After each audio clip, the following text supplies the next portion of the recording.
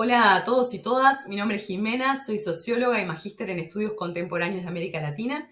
En este primer Congreso Internacional sobre Corporalidades Sociales, Subjetividades y Disidencias estaré presentando esta ponencia que he titulado Transactivismo, transformación de la estructura semántica de su campo de estudio.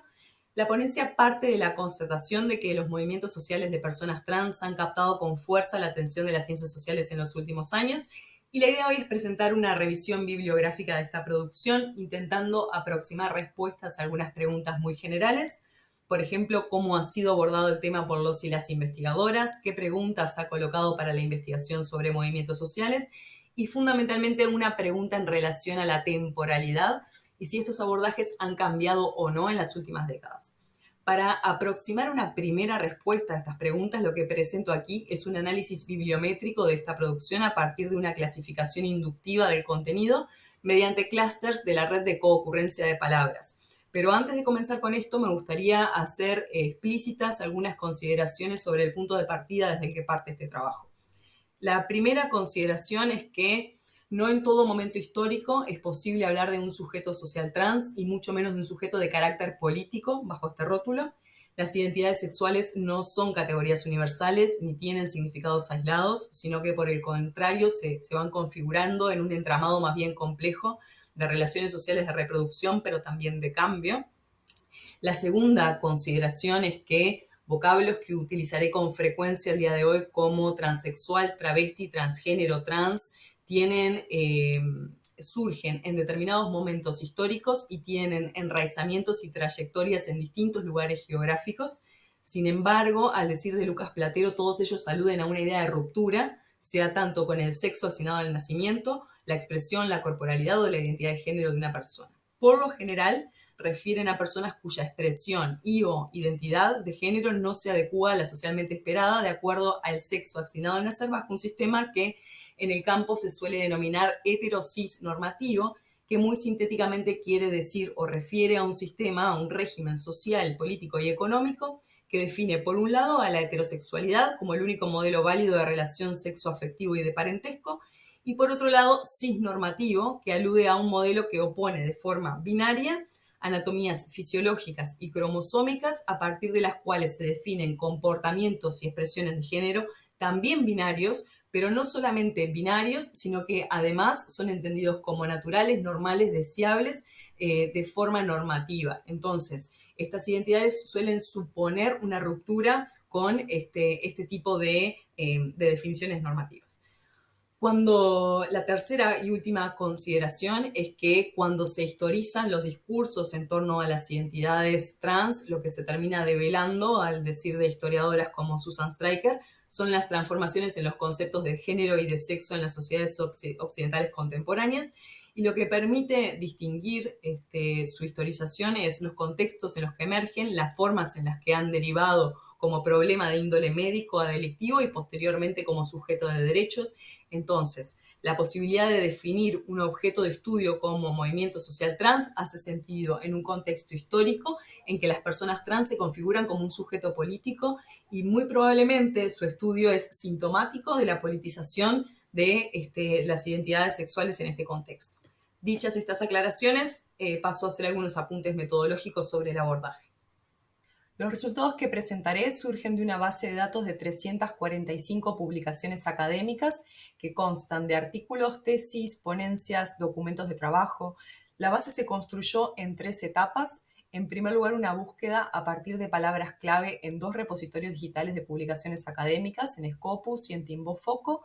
La búsqueda se realizó tanto en español como en inglés a partir de distintos patrones de búsqueda. En una segunda etapa se incorporaron trabajos de una revisión antecedente que fue realizada por Valentina Torre para la producción en América Latina. Y finalmente lo que se hizo fue una lectura de las referencias bibliográficas de todos los trabajos encontrados hasta agotar la identificación de publicaciones nuevas. Una vez construida esta base, se procedió al análisis bibliométrico. Para ello se construyó una red de concurrencia de palabras clave para aplicar un análisis de redes. Los nodos de la red van a representar palabras y los ejes que las vinculan representan la aparición conjunta de estas palabras en los artículos que las emplean. Hay algunos autores como Barnett y Danowski que argumentan que esta forma de estructurar la información lo que habilita es realizar un análisis semántico del contenido de las publicaciones. Lo que se trata es de analizar la estructura de la información mediante medidas desarrolladas por los enfoques de análisis de redes como densidad, distancia entre nodos, centralidad, transitividad, pero particularmente lo que se utiliza en este trabajo es la identificación de agrupamientos de palabras según su coocurrencia. Para clusterizar esta información se utilizaron dos métodos, la detección de comunidades planas y el método de Louvain. Presentaré solamente uno de ellos por un tema de tiempo.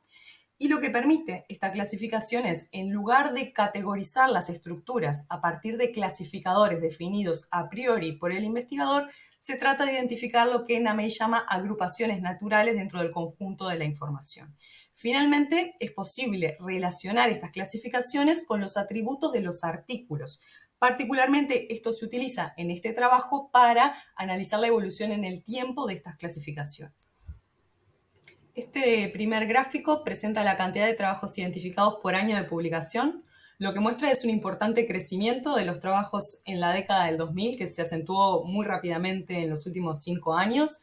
Se trata de una evolución que es concordante con el crecimiento de la movilización social e importantes victorias legislativas que las organizaciones que conforman este movimiento han obtenido en la consecución de derechos legislativos en las últimas décadas. Simplemente agregar que los trabajos fueron escritos por 473 autores y autoras nacidos en países de los 5 continentes. Se destaca la cantidad de publicaciones en Estados Unidos, en España, en Reino Unido y en América Latina, en particular en Brasil y en Argentina. Una primera mirada a las palabras clave más utilizadas muestra dos transformaciones en el abordaje que son bien relevantes. Por un lado, se observa con claridad una predominancia de estudios que tematizaban sobre la disforia de género o gender dysphoria en inglés hace aproximadamente 10 años. Este tipo de trabajos problematizaban fundamentalmente sobre las consecuencias de la patologización médica en la construcción de la subjetividad de las personas trans y las reivindicaciones de desmedicalización de estas identidades. Ya sobre mediados de la década del 2000 se empiezan a abandonar estas referencias y el abordaje del tema como un asunto propio de identidad de género prevalece.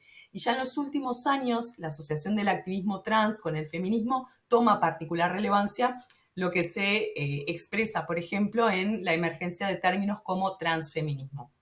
Por otro lado, una transformación importante se observa en el uso de las categorías identitarias que se utilizan para nominar a los actores. Algunos términos como travesti en español y transexual en inglés entran en relativo desuso y por el contrario, otros términos como trans o transgender, como términos paraguas para hacer referencia a identidades no cisconformes, empiezan a adoptar mayor protagonismo en español y en inglés respectivamente.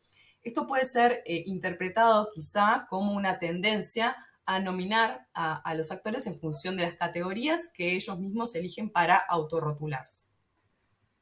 Esta imagen lo que presenta es la red de concurrencia de palabras, donde los nodos son las palabras y los ejes representan la aparición conjunta de las mismas en los trabajos académicos.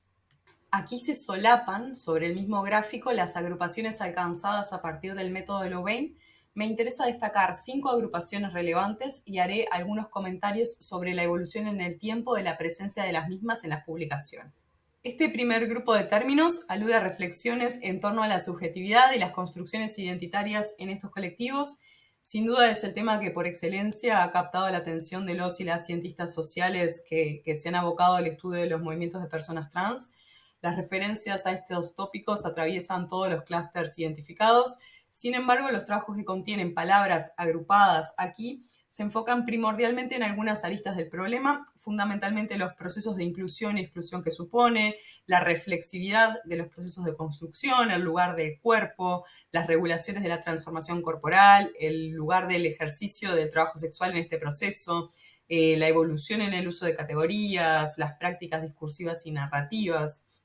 Estas preocupaciones en torno a la construcción de la subjetividad se han incrementado en los últimos años de la mano con la reflexión en torno a las implicancias que tienen en la selección tanto de repertorios de acción como en las estrategias de comunicación de las organizaciones hacia audiencias externas. Comprender por qué emerge un sujeto social trans como un sujeto político y de derechos ha sido probablemente de los temas más tematizados por las ciencias sociales en este campo. Casi un cuarto de las publicaciones contienen términos agrupados aquí. El peso de estos trabajos ha sido particularmente relevante a principios de los 2000, pero continúa convocando a la reflexión académica a día de hoy. El foco de atención se ha centrado en las disputas por la despatologización médica, el reconocimiento de las condiciones de exclusión social y posteriormente en las victorias legislativas que han alcanzado en los últimos años. Estas transformaciones legislativas han sido foco de muchos trabajos. Algunos se preguntan más por la relevancia histórica de estos acontecimientos, otros tematizan sobre la relación entre activistas trans y el Estado, los procesos de framing y narrativos que desarrollan para reivindicar estos derechos. Se destacan los procesos de resistencia a la psiquiatrización, las regulaciones de la transformación del cuerpo, las reivindicaciones de acceso al sistema de salud o las leyes de inclusión laboral. Ya en los últimos años se expande el debate en torno a la legislación positiva, particularmente en torno a las leyes de identidad de género. Luego hay otro conjunto de trabajos que abordan posibles límites de estas reivindicaciones, por ejemplo, posible despolitización de estos movimientos, la persistencia del pensamiento binario, la desconexión con dimensiones materiales de la justicia de género o, por ejemplo, posible influencia de empresas interesadas en financiar campañas de activistas, entre otros temas relacionados. El abordaje del vínculo entre el movimiento trans y otros colectivos ha sido habitual en los estudios desarrollados en el campo y su relevancia se ha mantenido relativamente constante en las últimas décadas. Algunos trabajos se enfocan estrictamente en la generación de coaliciones entre activistas, otros se preguntan más por los marcos de referencia que desarrollan los movimientos para establecer estos diálogos y articulaciones. En varias oportunidades, las posibles tensiones, conflictos, escisiones, lo que tematizan de fondo son modos en que la cisnormatividad ha permeado tanto las prácticas de los movimientos sociales como la teorización académica, así como las líneas de acción y el pensamiento teórico que hace posible su emergencia. Bueno, finalmente las disputas sobre la naturaleza de un sistema sexogenérico o el no binarismo de las identidades generizadas también ha permeado con particular fuerza dentro de los movimientos feministas y en este contexto se colocan debates, por ejemplo, sobre las posibilidades de considerar a personas con anatomía sexofisiológica masculina como mujeres dentro del activismo, otros hablan sobre posibles limitaciones que supone para la estrategia discursiva basada en la igualdad de derechos. Lo que sí me parece importante destacar es que estos trabajos evidencian la heterogeneidad de trayectorias del debate en distintos contextos geopolíticos. Algunos trabajos narran la emergencia de perspectivas trans excluyentes en países como Estados Unidos, Europa del Este, en Reino Unido. Pero por el contrario, autores españoles, por ejemplo, narran un giro del feminismo español hacia un transfeminismo en el que se desarrollan importantes coaliciones entre activistas. Autores como Colplans y Misé, por ejemplo, consideran que esto ha sido posible por una tendencia del movimiento trans español a concebir las categorías identitarias de manera más fluida, contrario a lo que ocurre en otros países occidentales, por ejemplo.